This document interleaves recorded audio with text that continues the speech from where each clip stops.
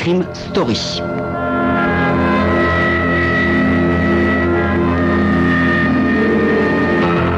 Crime Story, les rendez-vous d'Alfred Hitchcock racontés par Serge Sauvion. Aujourd'hui, Adieu Charlie de Harry Slessard. Au fond, j'ai des droits sur l'argent que j'ai volé, se dit Charlie.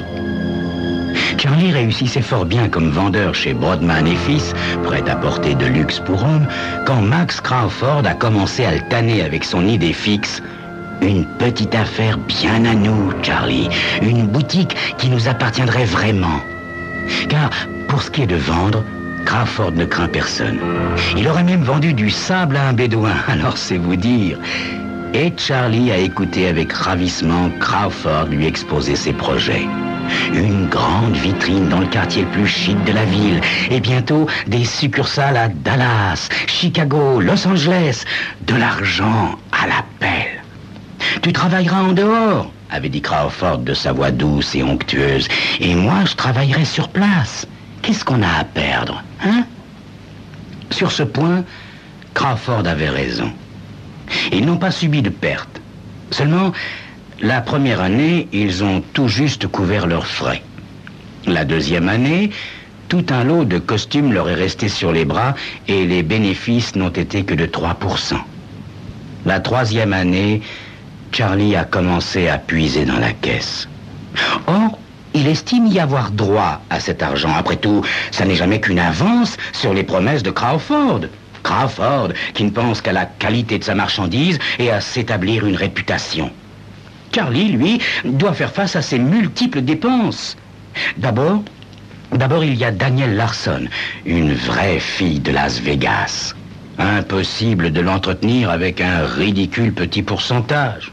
Et puis, il y a sa voiture de sport de marque étrangère. Enfin, que diable, on ne fait pas marcher une belle mécanique pareille à l'essence ordinaire, n'est-ce pas? Et l'appartement de Charlie, juste en face de Central Park, n'est pas donné non plus. Pendant près de 6 mois, Crawford ne s'est aperçu de rien. D'ailleurs, Charlie se disait chaque matin qu'il allait remettre l'argent. Mais il y a eu ces actions d'une société de matériel électronique, un ami d'un ami de Nick Davenport qui... Enfin bref, peu importe, le cours était tombé de 57%.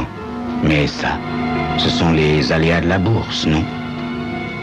Pour un type gentil et plutôt bonne patte, Crawford a eu, en découvrant le poteau rose, une réaction d'une extraordinaire violence. Le lendemain, Crawford est beaucoup plus calme. La semaine prochaine, dit-il, il y aura une vérification des comptes. Après, je te remettrai entre les mains du juge d'instruction. Tu ferais pas ça, Max? Je vais me gêner. Il doit manquer au bas mot 250 000 $. Est-ce qu'il t'en reste une partie au moins? Non, dit Charlie. Ce qui est un gros mensonge, puisqu'il a encore 150 000 $ en petites coupures cachées dans son appartement.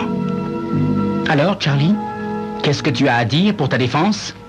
Demande Max. Ben, rien, Max, rien.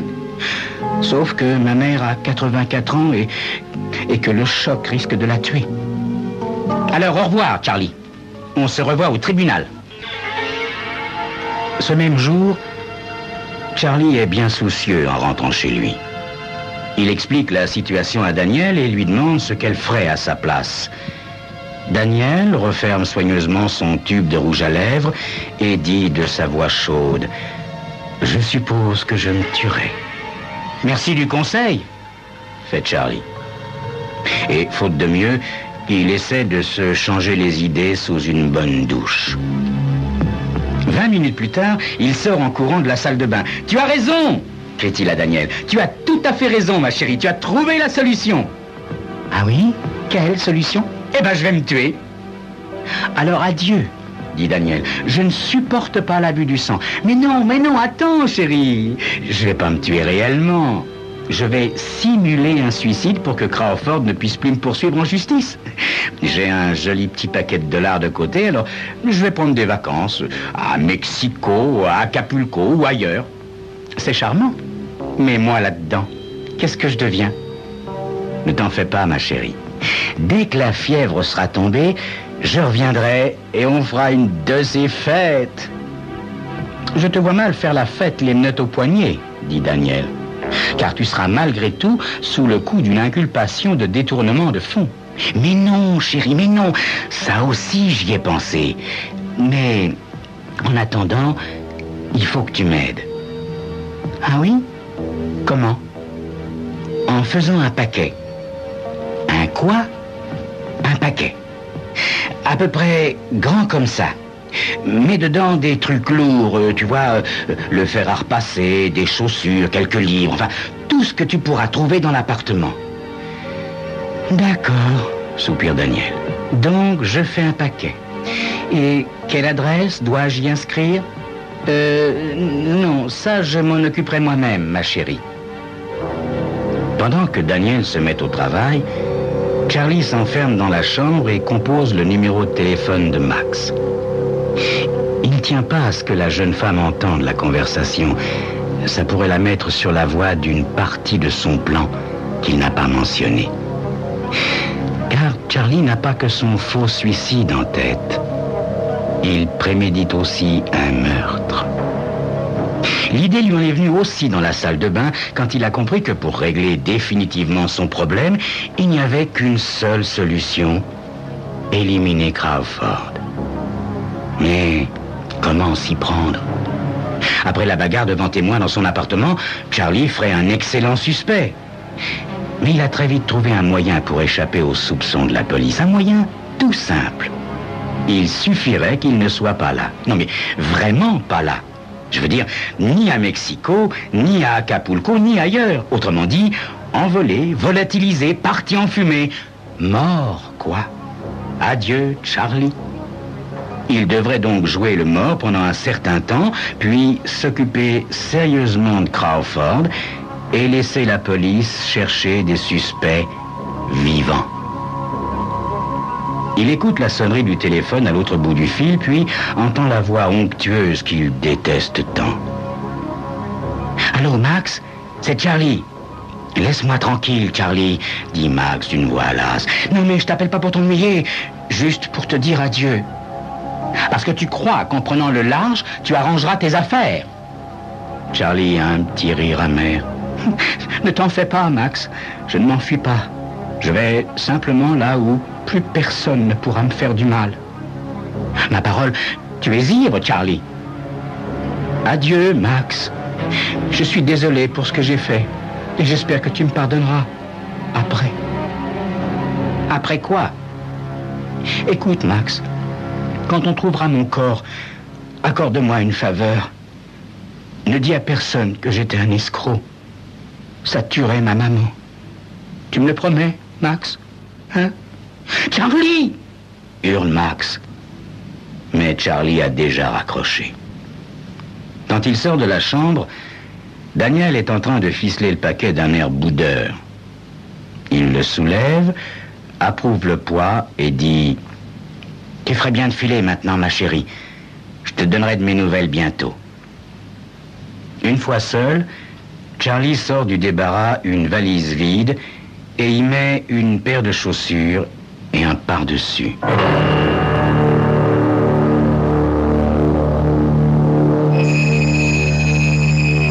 Cet escroc de Charlie ne manque visiblement pas d'imagination. Mais cela suffira-t-il pour le tirer d'affaire? C'est ce que vous saurez dans quelques instants.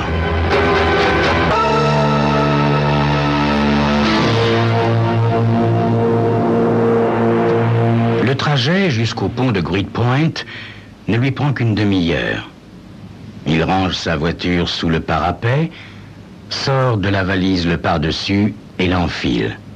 Puis, il sort les chaussures, qu'il enfonce dans les poches de l'amples vêtements, cale le lourd paquet sous son bras et monte la passerelle réservée aux piétons.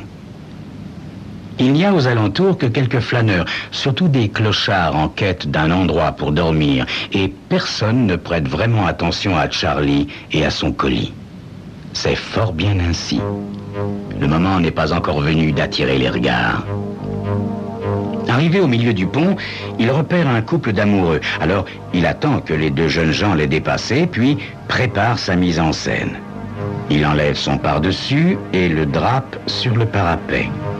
Il pose par terre la paire de chaussures, appuie le paquet contre la rambarde et reste là, patiemment, jusqu'à ce qu'il voit des silhouettes s'approcher dans le noir. Alors, il lance le paquet dans le vide et crie « Au secours! À l'aide! Il a sauté! Il a sauté !» Le résultat ne se fait pas attendre. Le couple d'amoureux fait demi-tour en courant et 3 autres passants se hâtent de venir voir ce qui se passe. Personne ne peut distinguer grand-chose, mais tous ont entendu un grand plouf. Ils se penchent par-dessus la rambarde, commencent à pousser des cris et, comme Charlie l'avait prévu, se mettent à avoir des hallucinations. « Je le vois !» crie l'un des badauds. « Il essaie de nager !» glapit une femme. Un vieux clochard, passablement éméché, se penche par-dessus l'épaule de Charlie et fait d'un air apitoyé. « Oh, le pauvre gars, il n'y arrivera jamais. Né, regardez, le v'là qui coule !»« Allez chercher du secours !» hurle Charlie. « Que quelqu'un trouve un agent !» Le jeune amoureux lui jette un regard admiratif et court le long du pont. Charlie prend la direction opposée et la foule se disperse en tous sens, chacun prétendant aller chercher de l'aide. Dans quelques minutes, ils raconteraient leur histoire aux autorités et les flics seraient sur les lieux pour ramasser le pardessus, les chaussures et rassembler un tas de renseignements probablement contradictoires.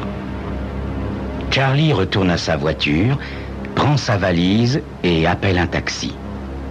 Il se prend une chambre dans un hôtel miteux des faubourgs, fume 3 cigares et finit par s'endormir, l'âme en paix. Le lendemain, il s'amuse beaucoup en lisant dans la presse du soir le récit de son suicide, un récit émouvant. On le qualifie d'éminent chef d'entreprise en proie à de graves problèmes financiers. Il y a même une photo de lui et de Daniel, appelée pour la circonstance la fiancée en larmes. Ce qui fait le plus rire Charlie, c'est que Max n'ait pas dit un seul mot du détournement de fonds. Donc, il avait gobé l'histoire de la vieille maman de 84 ans. En réalité, la maman de Charlie a 57 ans et elle travaille comme serveuse à Houston et se porte comme un charme. Plusieurs des articles mentionnent qu'il serait très difficile de draguer le fleuve, le courant étant très fort à Great Point. L'un des policiers déclare à la presse « Un jour, le corps sera forcément rejeté sur le rivage. » « Je parie que oui, se dit Charlie. Et le corps sera drôlement vivant.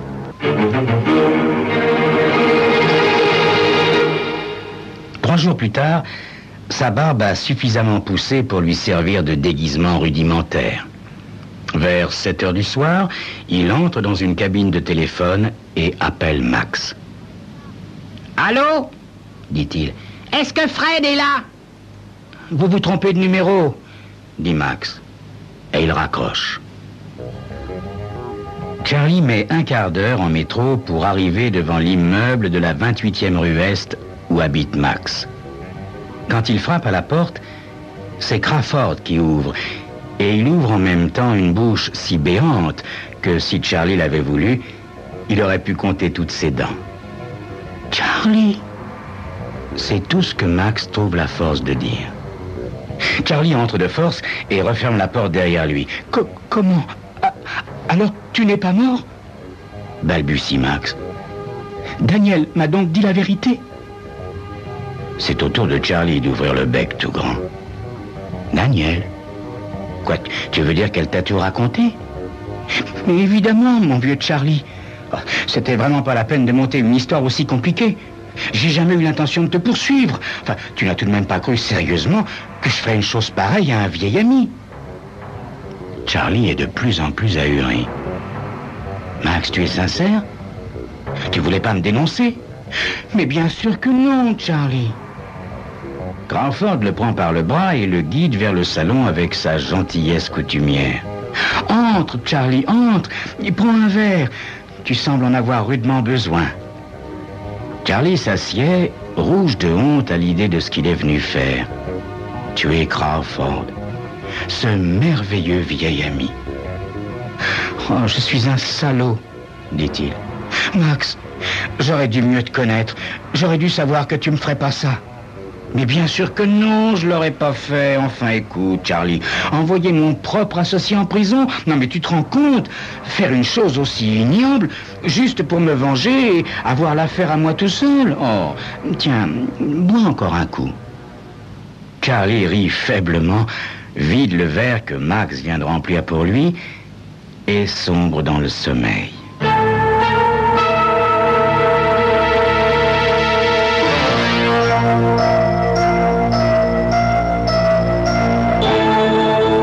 Quand il se réveille, il voit le visage de Daniel penché vers lui. Elle le regarde bien en face, mais parle comme s'il n'était pas là. « Il est réveillé, Max, » dit-elle. « On dirait que ça se dissipe. »« On a tout le temps, » dit la voix de Max, une voix qui semble à Charlie venir de très très loin. Charlie essaie de bouger les mains, mais elles sont attachées à la chaise. Il tente de parler, mais il a dans la bouche une boule d'étoffe blanche. « Qu'allons-nous faire maintenant ?» demande Daniel. « Appeler la police ?»« Peut-être, » dit Crawford. « On le mettrait à l'ombre pour quelque temps, mais il y a sans doute mieux à faire. »« Mieux ?» fait Daniel. « Comment ça, mieux ?» Allons, Daniel, ne me dis pas que tu n'y as pas pensé, toi aussi. Penser à quoi, Max? Eh ben, voyons. Il s'est déjà suicidé, non? Et on ne meurt qu'une fois. 10 jours plus tard, le corps de Charlie est rejeté sur le rivage, exactement comme l'a prévu la police. À la fin de l'année, l'affaire de prêt-à-porter de Max Crawford accuse un bénéfice de 4%. Évidemment, ça n'est pas le Pérou. Mais au moins, il n'y a pas à le partager en deux.